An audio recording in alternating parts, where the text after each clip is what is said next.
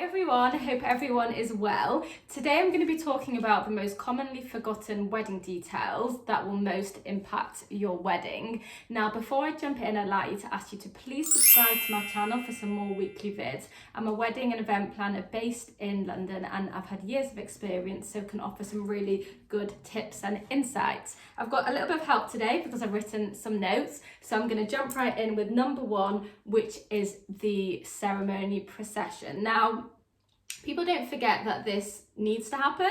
You know, you have a bridal party, they walk down the aisle, the bride walks down the aisle, the groom is at the end of the aisle or walks down the aisle. But what they do forget is that someone needs to coordinate this.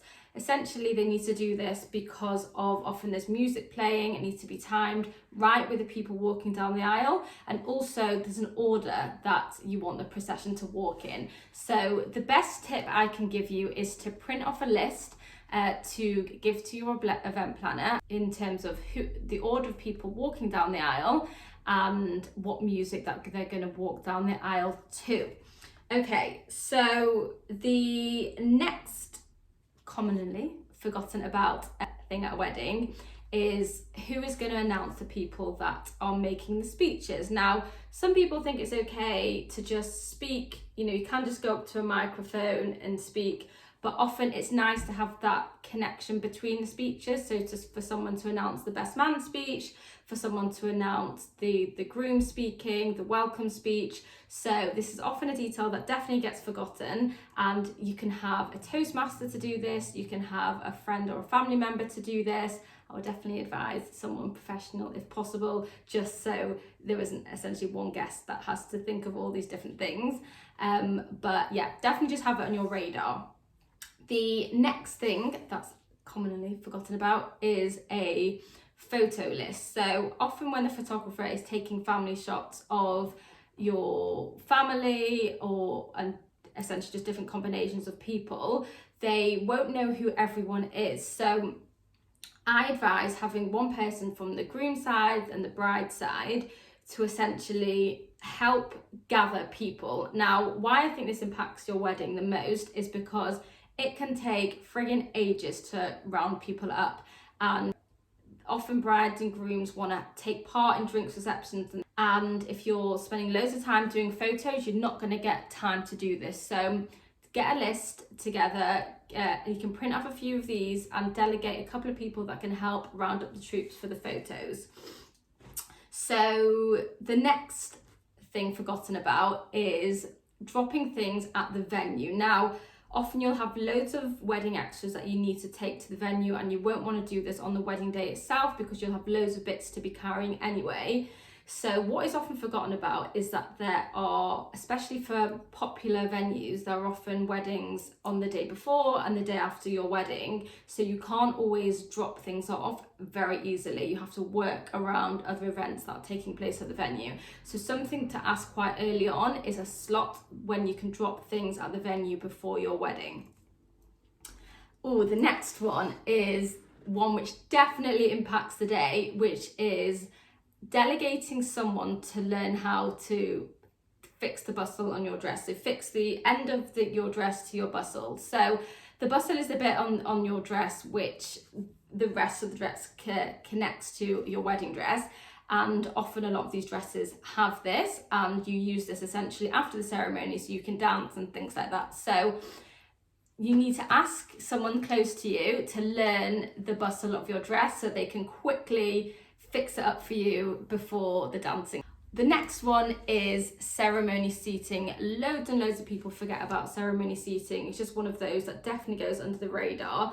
And a lot of people, on the first few rows of where they are getting married, want to see people that are close to them, be it close family, close friends.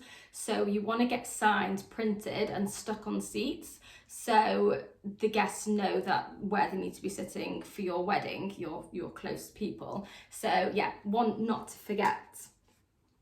Or the next one is one, again, which always gets forgotten, is about who is going to collect everything after your wedding. So often there are flowers which you're able to take home. There are just things that need to be packed away as well, like whether it's just like extra tablecloths if you've hired, or just all those extra bits. Who is going to collect those and essentially break down the event. Often you'll have suppliers that come back that evening, which again, you need to arrange that properly.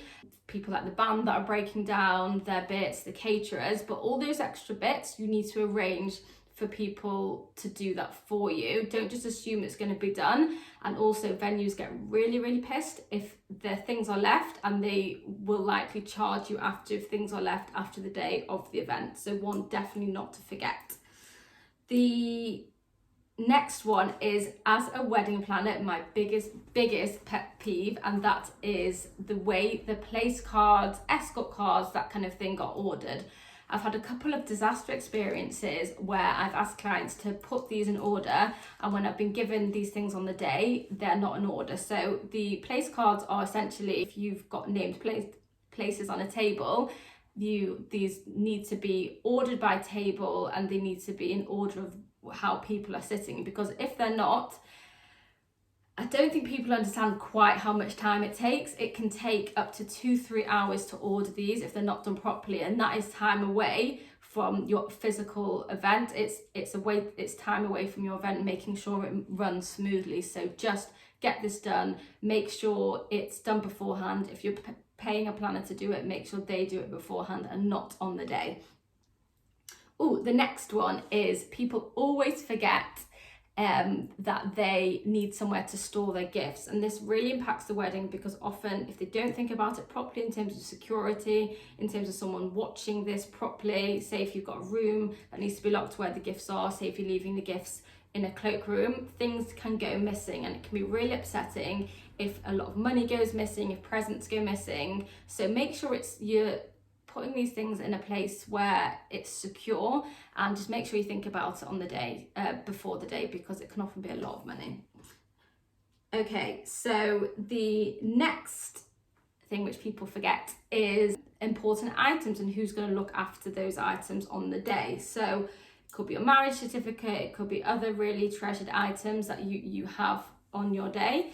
Make sure after you've signed the certificates that someone is responsible for all those items. You don't want to be waking up the next day after your wedding and realizing those things are gone. Make sure you're on top of someone that's going to look after all those special things. So I hope you've enjoyed this video and found it really useful. Please do subscribe to my channel for some more weekly videos, and I look forward to seeing you on the next one.